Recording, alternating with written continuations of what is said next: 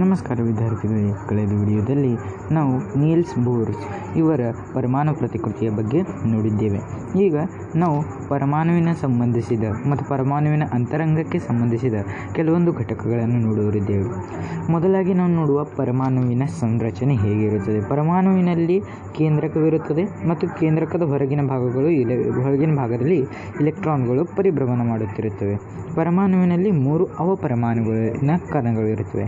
ಅವಪರಮಾಣು ಎಂದರೆ ಪರಮಾಣುವಿನಲ್ಲಿರುವ ಕಣಗಳು ಮತ್ತು ಪರಮಾಣುಕ್ಕಿಂತ ಚಿಕ್ಕದಾಗಿರುತ್ತವೆ. ಈ ಅವಪರಮಾಣುಗಳಿವೆ 3 ಅವಪರಮಾಣುಗಳು: ಇಲೆಕ್ಟ್ರಾನ್, ಪ್ರೋಟಾನ್ ಮತ್ತು ನ್ಯೂಟ್ರಾನ್.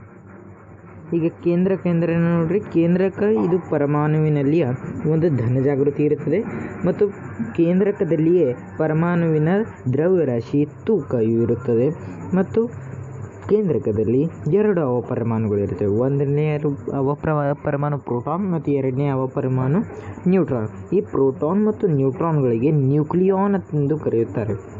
ಇವೆರಡೂವರಿಗೆ ಏಕತ್ರಿತವಾಗಿ ಪ್ರೋಟಾನ್ ಮತ್ತು ನ್ಯೂಟ್ರಾನ್ ಇವುಗಳಿಗೆ ಒಂದೇ ಒಟ್ಟಾಗಿ ನ್ಯೂಕ್ಲಿಯಾನ್ ಎಂದು ಕರೆಯುತ್ತಾರೆ. ಏಕೆಂದರೆ ಕೇಂದ್ರಕಕ್ಕೆ ಇಂಗ್ಲೀಷ್ನಲ್ಲಿ ನ್ಯೂಕ್ಲಿಯಸ್ ಎಂದು ಕರೆಯುತ್ತಾರೆ. ಅದರ ಸಲುವಾಗಿ ಈ ಕೇಂದ್ರಕದಲ್ಲಿಯ 2 ಅಣುಗಳಿಗೆ ನ್ಯೂಕ್ಲಿಯಾನ್ ಎಂದು ಒಟ್ಟಾಗಿ ಕರೆಯುತ್ತಾರೆ.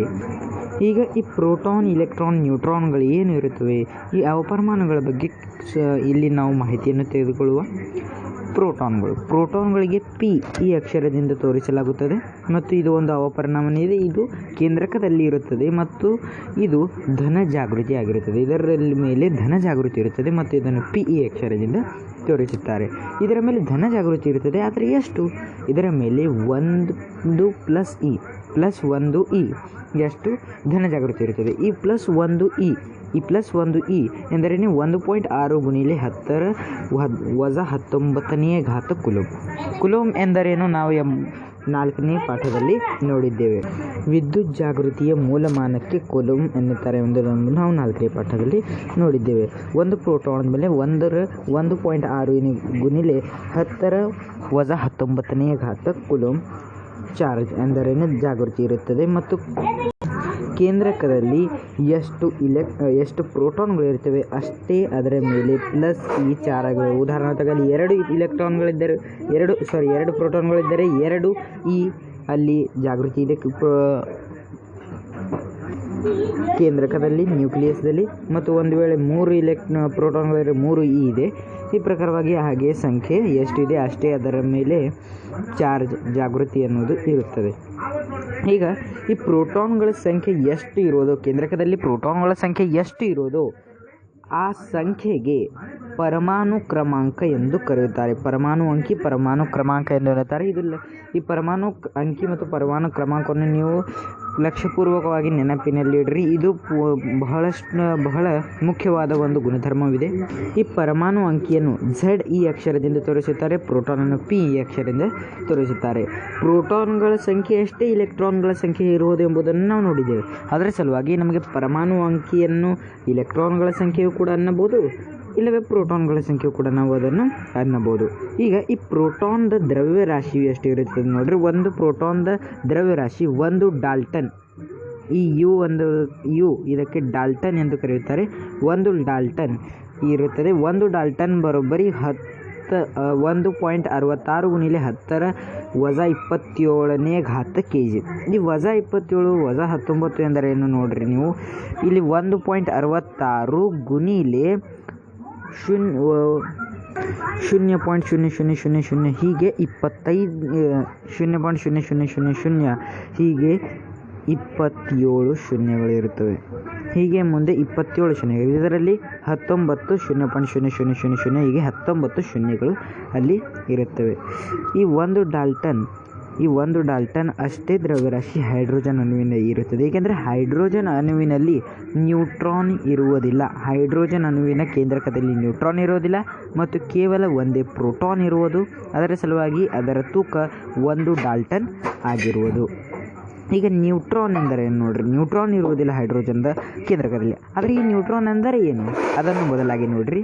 ನ್ಯೂಟ್ರಾನ್ ಇದರ ಮೇಲೆ ಧನ ಜಾಗೃತಿಯೂ ಇರುವುದಿಲ್ಲ ಋಣ ಜಾಗೃತಿ ಇರುವುದಿಲ್ಲ. ಇದು ವಿದ್ಯುತ್ ದೃಷ್ಟಿಯಿಂದ ತಟಸ್ಥವಾಗಿರುತ್ತದೆ ಮತ್ತು ಇದನ್ನು ಎನ್ ಈ ಅಕ್ಷರದಿಂದ ತೋರಿಸುತ್ತಾರೆ. ಇದು ಕೂಡ ಪ್ರೋಟಾನ್ದ ಜೊತೆಯಲ್ಲಿ ಕೇಂದ್ರಕದಲ್ಲಿಯೇ ಇರುತ್ತದೆ. ಕೇಂದ್ರಕದಲ್ಲಿ ನ್ಯೂಟ್ರಾನ್ಗಳ ಸಂಖ್ಯೆಯನ್ನು ಎಷ್ಟು ಇದೆ ಅದನ್ನು ತೋರಿಸುವ ಸಲುವಾಗಿ ಎನ್ ಈ ಅಕ್ಷರದ ಎನ್ ಈ ಸಂಜ್ಞೆಯ ಉಪಯೋಗವನ್ನು ಮಾಡಲಾಗುತ್ತದೆ ಮತ್ತು ಇದರ ದ್ರವ್ಯರಾಶಿಯು ಕೂಡ ಪ್ರೋಟಾನ್ದ ದ್ರವ್ಯದ ರಾಶಿಯಷ್ಟೇ ಎಂದರೆ 1 ಡಾಲ್ಟನ್ನಷ್ಟು ಇರುತ್ತದೆ. 1 ಡಾಲ್ಟನ್ನಷ್ಟೇ ಇರುತ್ತದೆ. ಆದರೆ ಅದು ಎಕ್ಸಾಕ್ಟ್ಲಿ 1 ಡಾಲ್ಟನ್ ಇರುವುದಿಲ್ಲ. ಸುಮಾರಾಗಿ ಅಪ್ರಾಕ್ಸಿಮೇಟ್ಲಿ ಅದು 1 ಡಾಲ್ಟನ್ನಷ್ಟು ಆಗಿರುವುದು. ಆದರೆ ಪ್ರೋಟಾನ್ದ ದ್ರವ್ಯರಾಶಿಯ ಅಷ್ಟೇ ಇರುವುದಿಲ್ಲ. ಅದರ ಸರಿಸುಮಾರು ಅದರ ಅಪ್ರಾಕ್ಸಿಮೇಟ್ಲಿ ಅಂದಾಜು ಅಷ್ಟು ಇರುವುದು. ಈಗ ಕೇಂದ್ರಕದ ಹೊರಗಿನ ಭಾಗವನ್ನು ನೋಡ್ರಿ. ಕೇಂದ್ರಕದಲ್ಲಿ ಪ್ರೋಟಾನ್ ಇರುವವು, ನ್ಯೂಟ್ರಾನ್ ಇರುವುದನ್ನು ನಾವು ನೋಡಿದ್ದೀವಿ. ಈಗ ಕೇಂದ್ರಕದ ಹೊರಭಾಗದಲ್ಲಿ ಏನಿರುತ್ತದೆ ಅದನ್ನು ಕೂಡ ನೋಡ್ರಿ. ಕೇಂದ್ರಕದ ಹೊರಭಾಗದಲ್ಲಿ ಇಲೆಕ್ಟ್ರಾನ್ಗಳು ಪರಿಭ್ರಮಣ ಮಾಡುತ್ತಿರುತ್ತವೆ ಮತ್ತು ಕೇಂದ್ರಕದ ಹೊರಭಾಗದಲ್ಲಿ ಪೊಳ್ಳು ಇರುತ್ತದೆ. ಆ ಪೊಳ್ಳು ಭಾಗದಲ್ಲಿ ಈ ಇಲೆಕ್ಟ್ರಾನ್ಗಳು ಪರಿಭ್ರಮಣವನ್ನು ಮಾಡುತ್ತಿರುತ್ತವೆ. ಹೀಗೆ ಇಲೆಕ್ಟ್ರಾನ್ಗಳ ಬಗ್ಗೆ ಮಾಹಿತಿಯನ್ನು ನೋಡ್ರಿ. ಇಲೆಕ್ಟ್ರಾನ್ಗಳನ್ನು ಈ ಅಕ್ಷರದಿಂದ ತೋರಿಸುತ್ತಾರೆ. ಈ ಅಕ್ಷರದಿಂದ ತೋರಿಸುತ್ತಾರೆ. ಪ್ರೋಟಾನ್ಗಳನ್ನು ಪಿ, ನ್ಯೂಟ್ರಾನ್ಗಳನ್ನು ಎನ್ ಮತ್ತು ಇಲೆಕ್ಟ್ರಾನ್ಗಳನ್ನು ಈ ಅಕ್ಷರದಿಂದ ತೋರಿಸುತ್ತಾರೆ. ಈ ಇಲೆಕ್ಟ್ರಾನ್ಗಳ ಮೇಲೆ ಋಣ ಜಾಗೃತಿ ಇರುತ್ತದೆ ಮತ್ತು ಆ ಋಣ ಜಾಗೃತಿ ವಜಾ 1 ಈ ಅಷ್ಟು ಇರುತ್ತದೆ. ಈ ಎಂದರೇನು? ನಾವು ಈಗ ನೋಡಿದ್ದೇವೆ 1.6 ಗುಣಿಲೆ 10⁻19 ಕೂಲಂಬ್ ಅಷ್ಟು ಇರೋದೆಂಬುದು ನಾವು ಈಗ ನೋಡಿದ್ದೇವೆ. ಈ ಇಲೆಕ್ಟ್ರಾನ್ಗಳ ದ್ರವ್ಯರಾಶಿ ಎಷ್ಟು ಇರುತ್ತದೆ? ಇಲೆಕ್ಟ್ರಾನ್ಗಳ ದ್ರವ್ಯರಾಶಿಯು ಹೈಡ್ರೋಜನ್ ಅಣುವಿನಿಗಿಂತ 1800 ಪಟ್ಟು ಕಡಿಮೆ ಇರುತ್ತದೆ. ಹೈಡ್ರೋಜನ್ ಪರಮಾಣು ಎಂದರೇನೆ ಅದರ ದ್ರವ್ಯರಾಶಿ ಇರುವುದು 1 ಡಾಲ್ಟನ್. 1 ಡಾಲ್ಟನ್ಗಿಂತ 1800 ಪಟ್ಟು ಕಡಿಮೆ ಇರುತ್ತದೆ. 1 ಡಾಲ್ಟನ್ ಎಂದರೇನೆ ಪ್ರೋಟಾನ್ದ ಮತ್ತು ನ್ಯೂಟ್ರಾನ್ದ ಎಂದರೇನೆ ಹೈಡ್ರೋಜನ್ ಅಣುವು ಎಂದರೇನೆ ಪ್ರೋಟಾನ್ದ ದ್ರವ್ಯರಾಶಿಯ 1800 ಪಟ್ಟು ಕಡಿಮೆ ದ್ರವ್ಯರಾಶಿ ಇದು ಇಲೆಕ್ಟ್ರಾನ್ದ ಆಗಿರುತ್ತದೆ. ಇಷ್ಟು ಕಡಿಮೆ ಇದರ ದ್ರವ್ಯರಾಶಿ ಆಗಿರುವುದರಿಂದ ಇದನ್ನು ಗಣನೆಯಲ್ಲಿ ತೆಗೆದುಕೊಳ್ಳಲಾಗುವುದಿಲ್ಲ ಮತ್ತು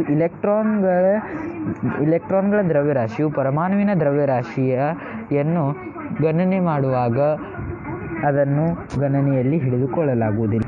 ಪರಮಾಣುವಿನ ದ್ರವ್ಯರಾಶಿಯನ್ನು ಅಳತೆ ಮಾಡುವಾಗ ಅಲ್ಲಿ ಇಲೆಕ್ಟ್ರಾನ್ಗಳ ದ್ರವ್ಯರಾಶಿಯನ್ನು ಗಣನೆಯಲ್ಲಿ ತೆಗೆದುಕೊಳ್ಳಲಾಗುವುದಿಲ್ಲ. ಏಕೆಂದರೆ ಅದರ ದ್ರವ್ಯರಾಶಿಯು ತುಂಬ ಕಡಿಮೆ ಇದೆ. ಇದರ ಮೇಲಿಂದ ನಮಗೆ ಏನು ತಿಳಿದು ಬರೆಂದರೆ ಇಲೆಕ್ಟ್ರಾನ್ಗಳು ಕೇಂದ್ರಕದ ಹೊರಭಾಗದಲ್ಲಿರುತ್ತವೆ. ಇದರ ದ್ರವ್ಯರಾಶಿ ಗಣನೆಯಲ್ಲಿ ತೆಗೆದುಕೊಳ್ಳಲಿಲ್ಲ ಎಂದರೆ ಈ ಕೇಂದ್ರಕದಲ್ಲಿಯೇ ದ್ರವ್ಯರಾಶಿಯೇ ಇಲ್ಲಿ ಗಣನೆಯಲ್ಲಿ ತೆಗೆದುಕೊಳ್ಳಲಾಗುವುದು. ಮತ್ತು ಇದರ ಮೇಲಿಂದ ನಮಗೆ ಹೇಳಲು ಬರುವುದೆಂದರೆ ಪರಮಾಣುವಿನ ದ್ರವ್ಯರಾಶಿಯು ಅದರ ಕೇಂದ್ರಕದಲ್ಲಿಯೇ ಇರುತ್ತದೆ. ಈಗ ಈ ಇಲೆಕ್ಟ್ರಾನ್ಗಳು ಒಂದು ಸ್ಪೆಸಿಫಿಕ್ ಈ ಪ್ರಕಾರವಾದ ಗೋಲಗಳಲ್ಲಿ ಅಲ್ಲಿ ಪರಿಭ್ರಮಣ ಮಾಡುತ್ತೇವೆ. ಮೊದಲನೆಯಲ್ಲಿ 2, ಎರಡನೆಯಲ್ಲಿ 8 ಎಷ್ಟು ಇರುತ್ತವೆ ಇದನ್ನು ನಾವು ಮುಂದಿನ ಸಂಕಲ್ಪನೆಗಳಲ್ಲಿ ನೋಡುವ. ಆದರೆ ಈ ಪ್ರಕಾರದ ಗೋಲಗಳಲ್ಲಿ ಅವು ಕಕ್ಷೆ ಪರಿಭ್ರಮಣವನ್ನು ಮಾಡುತ್ತಿರುತ್ತವೆ.